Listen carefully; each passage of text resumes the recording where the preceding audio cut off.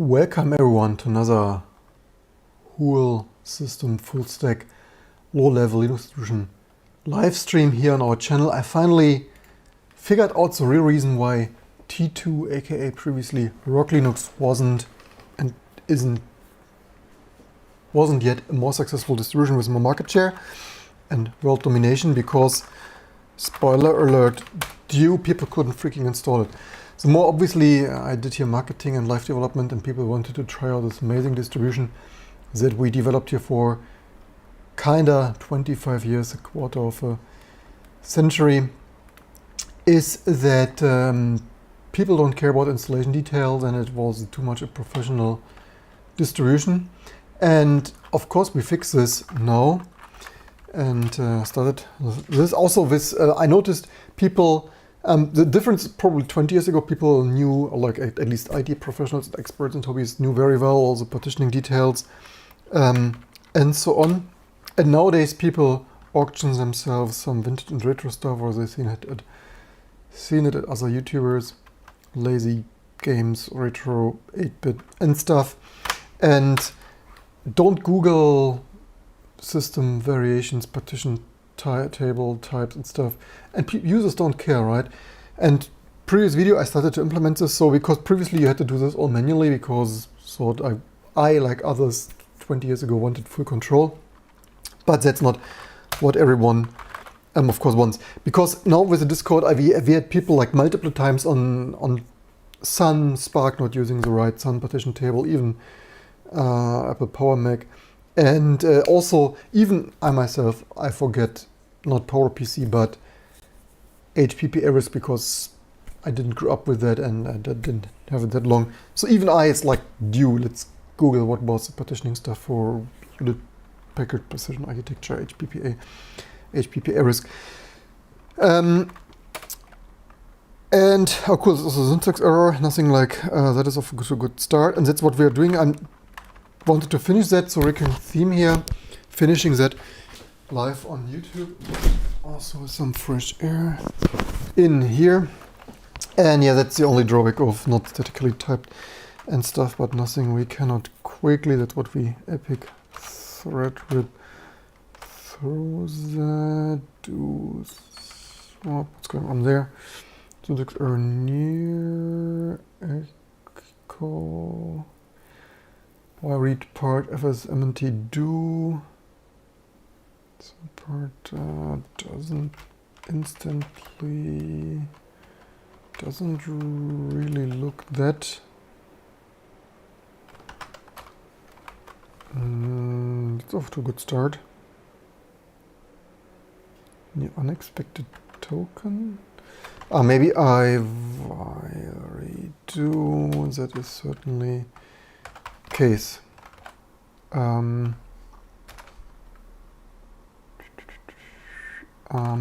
Fs in, that probably should do that. Done, except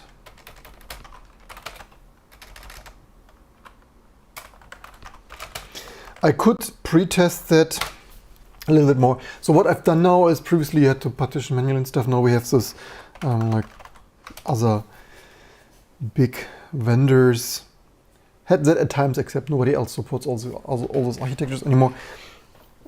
Auto initialize that based on your platform to freaking boot TM, and hopefully that solves 90% or so of our new users wanting to try out their new operating system they brought home for Christmas or New Year or their birthday, and actually being able to make use of it. I'm testing this with PowerPC. I tested other stuff previously today. So much stuff improved, right? Previously the PowerPC Macintosh stuff Theory console was broken decades ago, disabled since 92. So many, like, not even aggregating dozens of improvements. Today I found that I was wondering for a longer time that this text mode thing, oops, also nothing like loading zone, doesn't matter. So previously, this yes, no thing wouldn't work. I probably noticed that for some years, maybe didn't pay the close attention. So this I mean, it probably no, I think so. This was always broken since revision 1. And probably I didn't wrote that. So nobody ever cared enough in 20 years that this dash text mode, yes, no questions. I think you couldn't confirm them positively as far as like, yeah, tiny little things fixed now with that. Let's see, does it? So yeah, there's a little bit noisy output that is kinder, yeah, it is what it is. I'm not going to change that. And let's see, what did that do? Invalid variable name action force web. So yeah, live testing that. So the difference is, also I can show you that a little bit more pretty with all this text stuff, and this is black white probably because Serial Console, but there's also a fix for that.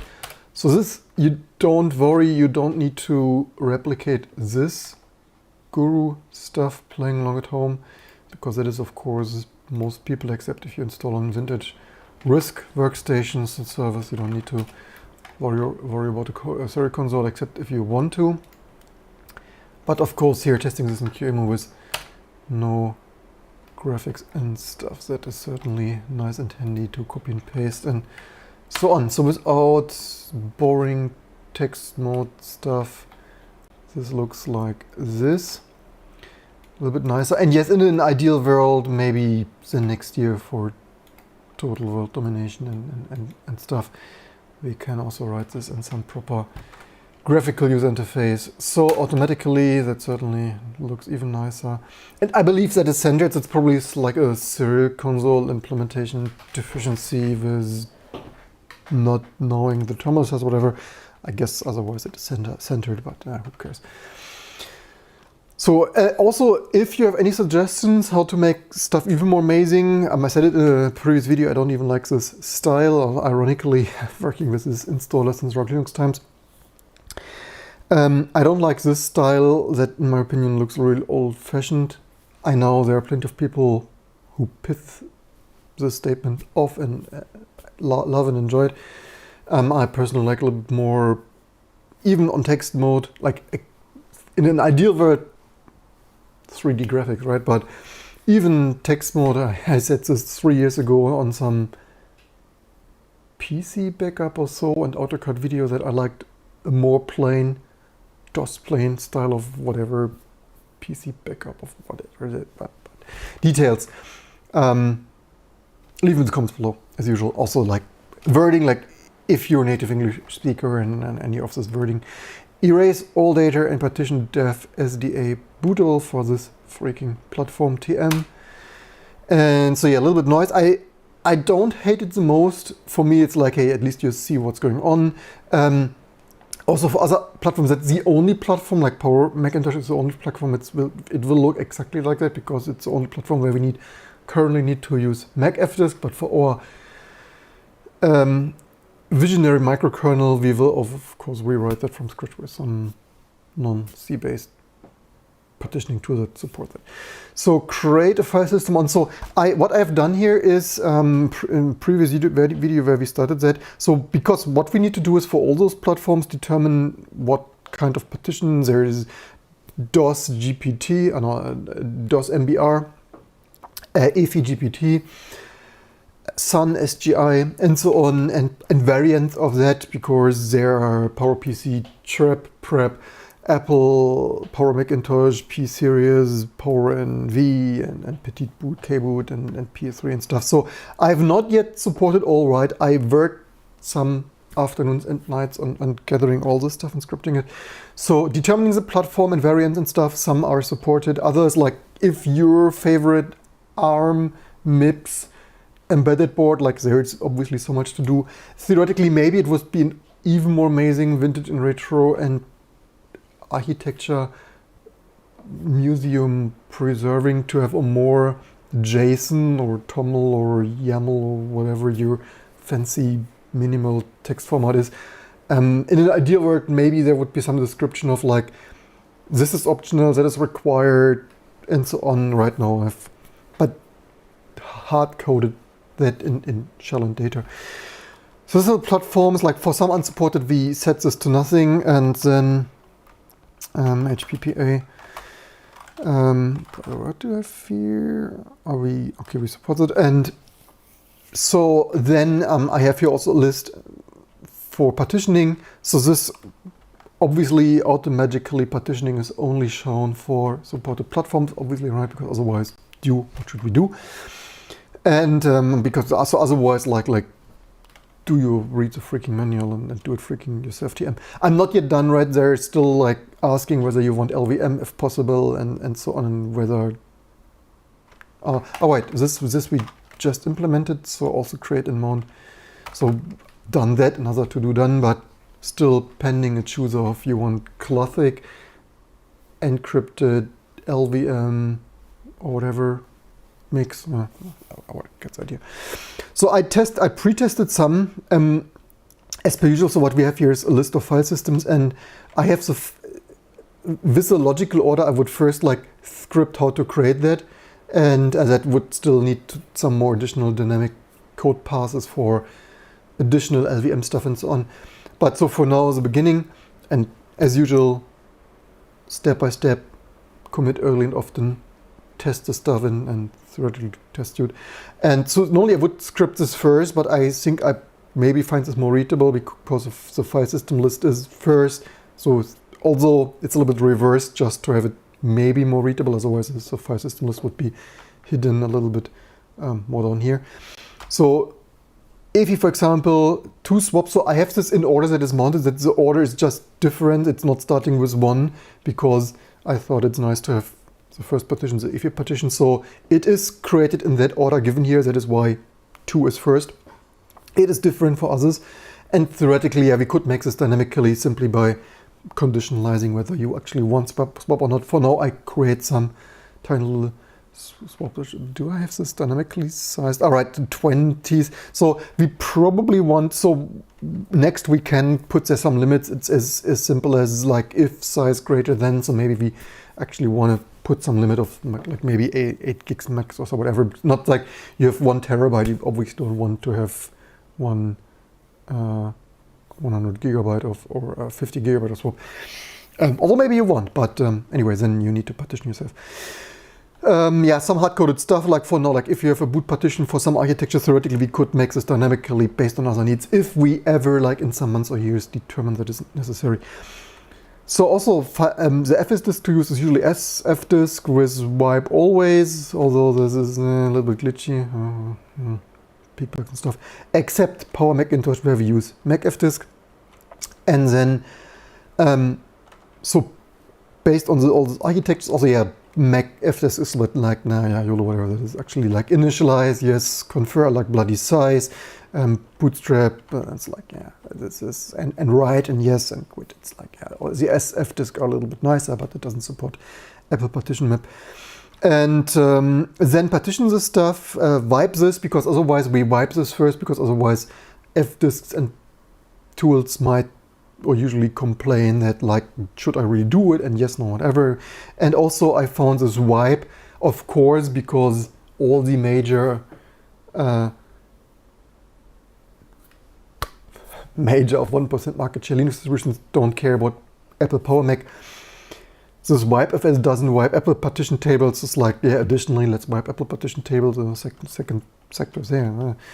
Of course, totally non-standard Apple sector. Although believe you can mix it probably, potentially. Like, actually, fun fact, you can have a Frankenstein disk storage with some like DOS and Apple and maybe GPT and maybe 3 or so, maybe other variants like from the Commons Pool if you're into this kind of Frankenstein stuff. So then run this stuff with the fdisk on the device and then create the stuff. I also refactored the code a little bit so that we can, so part mkswap previously didn't exist. So I reunified and shuffled some code. Also extended part mkfs. So in this loop, we run through this list of file system variable specified file systems, and then whether swap and whether create a swap or a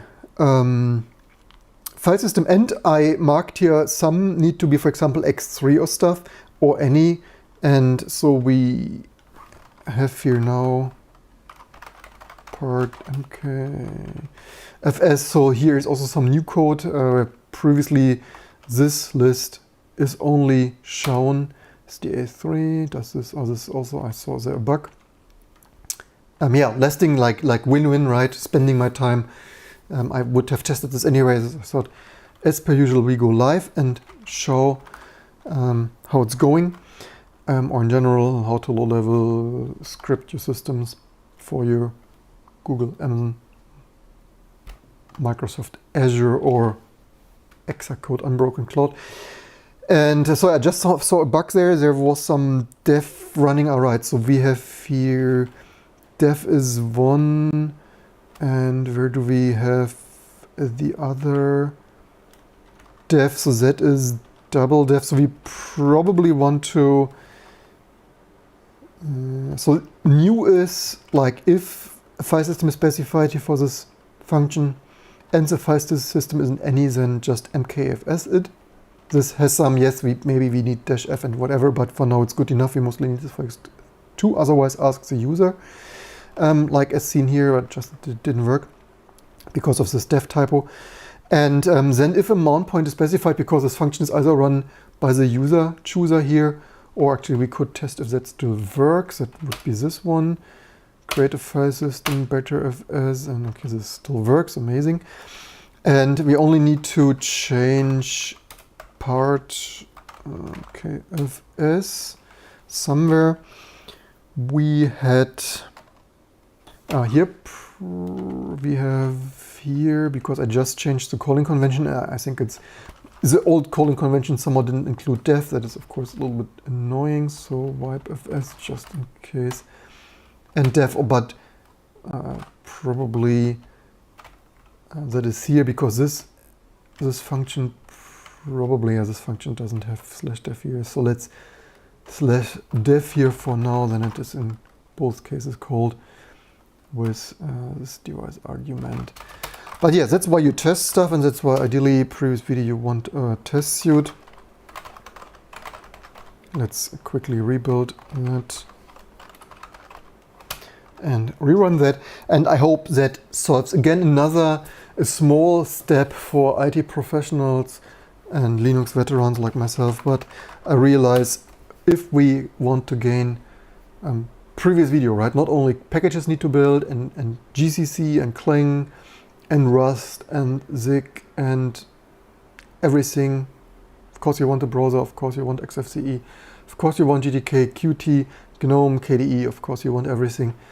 And of course you want an installer that actually freaking helps you partitioning that. Yeah, so much to do. Another small step for IT professionals, but another huge step hopefully for adoption here. People playing along at home, and with that, people sending patches, typos, package updates, new packages, and all the other amazing stuff. Let's test this first once here, because the benefit is I usually don't use -text for this truly minimal UI.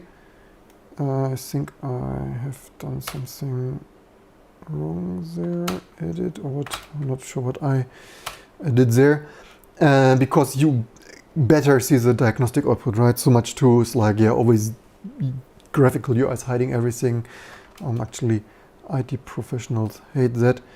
Actually, I'm not sure. Okay, there was still some incompatible stuff going on, not sure what. Maybe the enter isn't, or was it the enter we need to see? Maybe this. So yeah, there is still some imperfection going on. And maybe actually text related. So actually might be we are looking into, because this -text apparently very few people ever used. But we keep it still running, like Linus Torvalds and GNOME and KDE maintainer would delete it. Like 20 years it didn't work, it's deleted. But no, actually I not only like it for debugging myself, except it doesn't fully work, maybe. But it really is more amazing if you have if you really adore your 40 or 80 megahertz or fancy 100 whatever 10 megahertz dual SMP SPARC Station 10, and you operate this over a 9600 baud modem because that is a firmware default, and you truly appreciate this more minimal text interface, and that is why we of course will keep this. So try that again. Maybe we need to hunt in another minimal text mode bug if that is the case. Maybe some key isn't read or something. Yeah, I guess some multi-chooser is buggy there potentially. So SDA3, let's better if as okay, that SDA3, that looks correct. It just didn't do the swap right, so it looks like we still have there at least a real bug. Let's see how fast we can find that. Debugging this good old echo and printf style in your VM without editor or debugger. Let's see what we got here. So that would be an fs equals that and this loop here. So def part, what could possibly go wrong here? The part, okay. Swap, that is here. Swap on the first glance, that looks about right. Let's see if it works from the full menu to narrow down. Oh wait, maybe it is actually active. Maybe I read this wrong. I take this back. Maybe I read this wrong.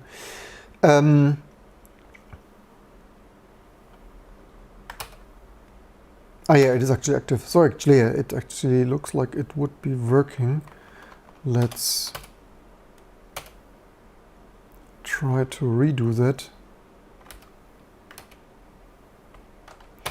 Also, this DD, I just changed it. Previously, I had DD 2 sectors. I had just added the seek. Let's see if that completely, I think, yeah, so one, there's, maybe we could hide the DD output there. It's probably a little bit superfluous. There is still action for swap invalid variable name. How is that happening? Right, thinking. Where the heck is that? Line 41 action for invalid. How is this a thing?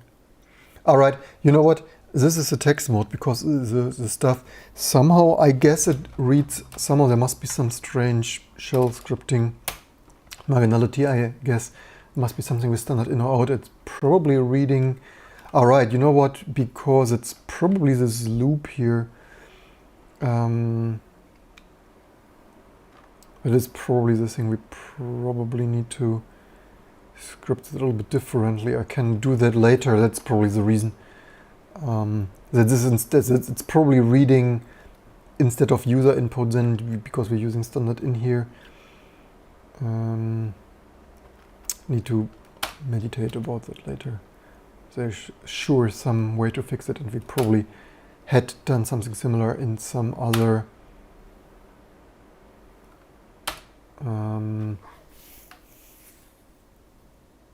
case in our script processing. Let's carefully. Although it shouldn't. Wait a second. Alright, because it's asking here, so is it.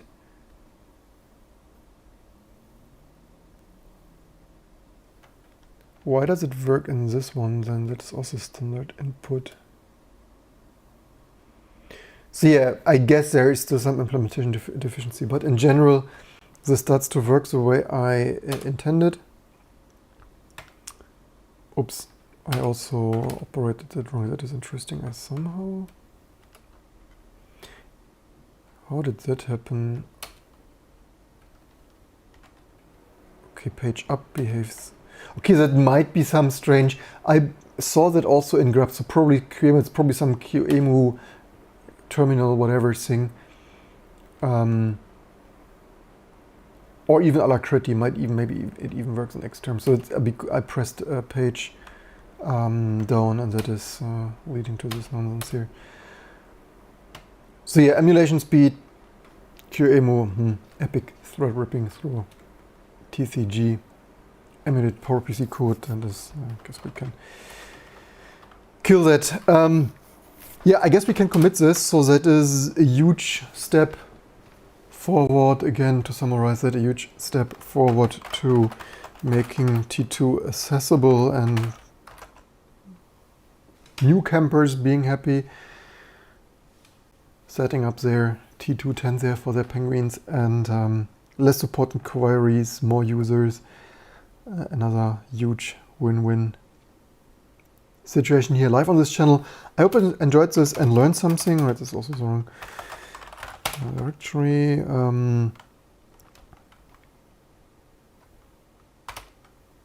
These are the changes for this refactoring. A little bit control flow here and there. So theoretically we could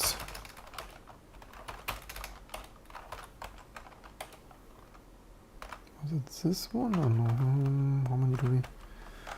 There was an MK part MKFS, so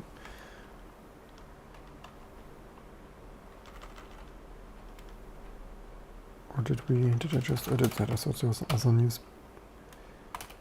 new line. Okay, we removed it. Wait a second, there is also, is this not? It's actually also another Luke's double space.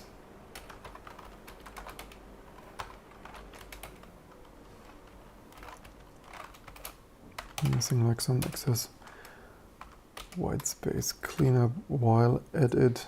Guess it's should have noticed that. So this double space is intended. I double space separated the list of things. So double space is delimiter. Of course, we could use comma, whatever, but that's working. So yeah, only one refactoring. So early commit, often backing up this here, mostly working, and then I will later guru meditate over making this work, or yeah, standard in here for that or whatever.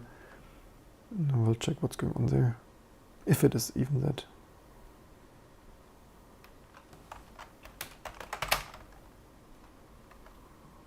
So that is the second part of actually implementing, creating the file systems.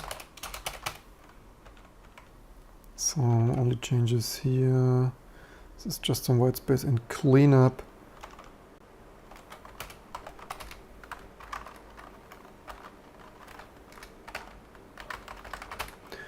Implemented, creating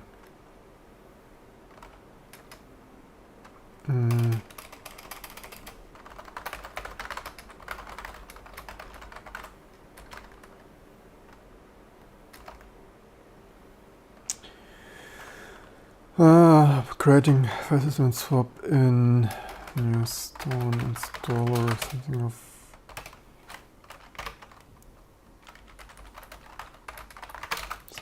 that sort. Implemented automatically, creating file system. Yeah, maybe there's still tiny little bug. Anyway, I hope you enjoyed and learned something. I will publish a new ISO. There's at least one not very nice warning, that is I need to change somehow the CD-ROM there. I believe we shouldn't have such a group. I recycled that. The usual stuff first. Already such a small thing of adding a KVM group. First I accidentally have chosen the previously not documented CD-ROM group, and then I noticed due, not only did I forget to commit the 10 KVM group, it's also colliding with CD-ROM. Then I thought, I quickly grabbed it and instantly see it, thought CD-ROM is unused, but of course it is. But I would say 2023 makes very little sense to have a CD-ROM group. If you have a physical media group, then it's certainly more USB sticks and stuff than bloody CD-ROMs in this day and age. So at least one tiny small cosmetic cosmetic. Yeah, it's mostly cosmetics, certainly also functionality of not having a CD-ROM group, but yeah, one small fix, and then I will publish some ISOs for some architectures for people to test, because as this was supposed to major release in October, and we fixed one more thing, improved one more thing, and perfected another thing, we are already November, December, January, February, due. So we get a system of overrunning releases by 6 months. Anyway, I hope you enjoyed this and learned something, and I hope you enjoy soon camping along at home with this variant of Penguins. I hope you enjoyed and learned something. Have a wonderful day and night, and I hope to see you soon for the next videos and live streams to come.